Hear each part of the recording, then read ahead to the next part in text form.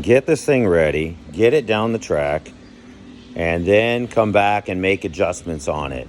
Then what we'll do is we'll start working on doing the rear end. More than likely I'll do the rear end first because I want to try to launch this thing at maximum power, say 6,000, 30 psi, somewhere around that range. That's my plan. So I need to, what I need to do is get the thing running, get it down the track a few times, make sure that it's working. You know, Fox bodies will work in this configuration for sure, but the reality is I want to put a mini tub in it, some 15 by 12s, narrowed rear end. You know, right now it has 3-way adjustable shocks in the back, just regular shocks, and then it's got relocated lower arms, some race springs, and then that's about it back there for now. But my plan is to put the coilovers probably off the Datsun. I have some Viking double adjustables. I'll put those on there, do the mini tub, the narrowed rear end, and then probably do adjustables upper and lower. It does have the reinforced torque boxes already in it, which are nice. And then once that's done and I can get a pretty good feel for how it's launching, how everything's working, then I'll probably start moving on to doing some more what I would consider just final touches to the way I would want to do it, which is to end up, flip you around here, which is to end up cutting out and doing a tube front end. A lot of people would say you should do that first, and they're probably right in some respects, but I figure this way I have everything. I can just mock it up in this configuration. I have something to locate the turbo off of with this. I know I'm gonna have to do it again once I do the tubular front end, but I don't know exactly if I'm gonna do the tubular front end. Basically, there's a possibility that I'll get this and I can mount a fuel cell over here. I have so much room that I don't really feel like I need to have a tubular front end. If you look down in these things, they're cavernous down in here. You can put a fuel cell, I can put the radiator over there. There's a ton of room in these Fox bodies in the front ends. That's probably why everybody likes to use them. I never really looked at them before I bought this one. But the reality is I just want to try to clean it up, get under the hood, paint it to where it looks nice. Like I said, at least from the strut towers back. Forward, I'm probably not going to spend a lot of time on that. Just clean it, just enough to where I can put some paint on it, but not fill all the holes. I'll fill the holes on the front of the strut towers, but from there forward, I probably won't fill all the holes because I think I'll probably end up chopping that off once I do the strut front or the tube front end, which is I'm 99% sure I'll end up doing that. But at this point, I didn't mention the one thing. The other reason that I have this engine so far forward is not only for weight distribution to keep it from just yanking the tires repeatedly, is that it'll give me the option, if I set everything up like this, that if I decide to put an Atlas motor in here or a 2JZ, 1JZ, then I just have to put the transmission back to the other mount, and I've got everything else, you know, the radiator, all that will be configured for an engine that is this far forward. Because if you think about it, you put an Atlas, it's going to go right back to there. 2JZ is going to go right back to there. But the whole goal really is to keep it far enough forward to try to help with wheelie control. Obviously, I'll have to put something better than these QA1. These are single adjustables.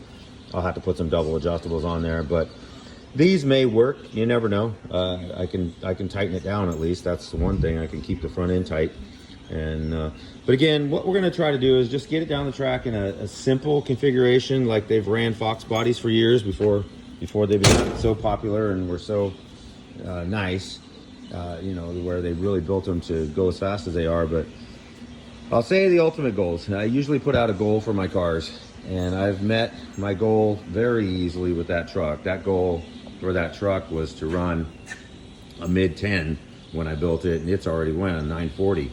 And so realistically, that goal was surpassed really quickly, and it still drives perfectly like a regular car. I drive it all the time, and so that goal's done. It's went a 138 60-foot best. I believe I've got even more in it because I've got the stock rear end. I think I can put, once I do the 8.8, I'll be able to do that. But back to this car, the goals for this are a bit different because this car, my weight so far on it, and I've thrown it on Facebook here and there, the weight so far without that intercooler and fluids, but everything else was in the car that I believed was going to be on it, was 2305 with me in it. So that's a pretty light setup. I'm expecting it's going to be probably right around 2,500 all in with me in it, and with the intercooler with fluids. You know, I'm giving myself a couple 100 pounds to work with. Hey! He's barking at the reflection. Gunny, what are you doing? Who's that guy? What are you doing there? Hey, let's do a trick. Sit, bang, sit, bang. Hey, you're looking at that guy. Why are you looking at him? Come here.